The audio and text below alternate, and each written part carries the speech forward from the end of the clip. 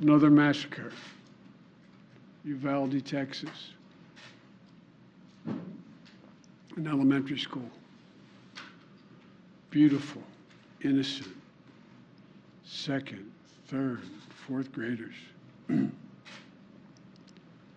how many scores of little children who witness what happened see their friends die as if they're on a battlefield, for God's sake.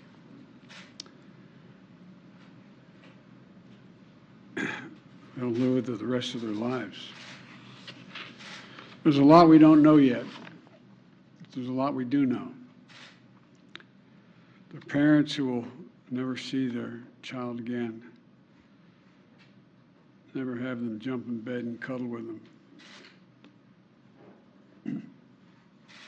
Parents who will never be the same. To lose a child is like having a piece of your soul ripped away. There's a hollowness in your chest. You feel like you're being sucked into it and never going to be able to get out. Suffocating. It's never quite the same. It's a feeling shared by the siblings and the grandparents and the family members and the community that's left behind. Scripture says, Jill and I have talked about this in different contexts, in other contexts. The Lord is near to the brokenhearted and saves the crushed in spirit. So many crushed spirits. So tonight, I ask the nation to pray for them, to give the parents and siblings the strength in the darkness they feel right now. As a nation, we have to ask, when in God's name are we going to stand up to the gun lobby? When in God's name we do what we all know in our gut needs to be done? It's been 3,448 days, 10 years since I stood up at a high school in Connecticut, a grade school in Connecticut, where another gunman massacred 26 people, including 20 first graders at Sandy Hook Elementary School. Since then, there have been over 900 incidents of gunfires reported on school grounds. Marjorie Stoneman Douglas High School in Parkland, Florida. Santa Fe High School in Texas. Oxford High School in Michigan. The list goes on, and the list grows when it includes mass shootings at places like movie theaters, houses of worship, as we saw just 10 days ago, the grocery store in Buffalo, New York. I am sick and tired of it. We have to act. And don't tell me we can't have an impact on this carnage. I spent my career as a senator and a vice president working to pass common sense gun laws. We can and won't prevent every tragedy, but we know they work and have positive impact. When we passed the assault weapons ban, mass shootings went down. When the law expired, mass shootings tripled.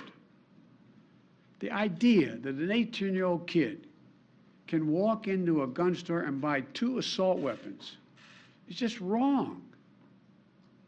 What in God's name do you need an assault weapon for except to kill someone? Deer aren't running through the forest with Kevlar vests on, for God's sake. It's just sick. And the gun manufacturers have spent 2 decades aggressively marketing assault weapons, which make them the most and largest profit. For God's sake, we have to have the courage to stand up to the industry. Here's what else I know. Most Americans support common sense laws, common sense gun laws.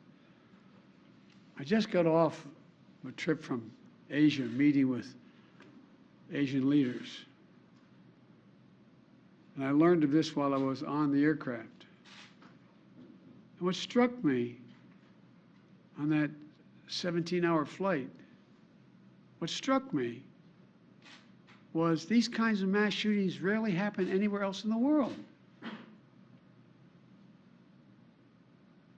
Why? They have mental health problems. They have domestic disputes in other countries. They have people who are lost. But these kinds of mass shootings never happen with the kind of frequency they happen in America. Why? Why are we willing to live with this carnage? Why do we keep letting this happen? Where in God's name is our backbone to have the courage to deal with it and stand up to the lobbies? It's a time to turn this pain into action for every parent, for every citizen in this country. We have to make it clear to every elected official in this country, it's time to act. It's time for those who obstruct or delay or block the common sense gun laws. We need to let you know that we will not forget. We can do so much more. We have to do more. Our prayer tonight is for those parents lying in bed and trying to figure out, will I be able to sleep again? What do I say to my other children? What happens tomorrow?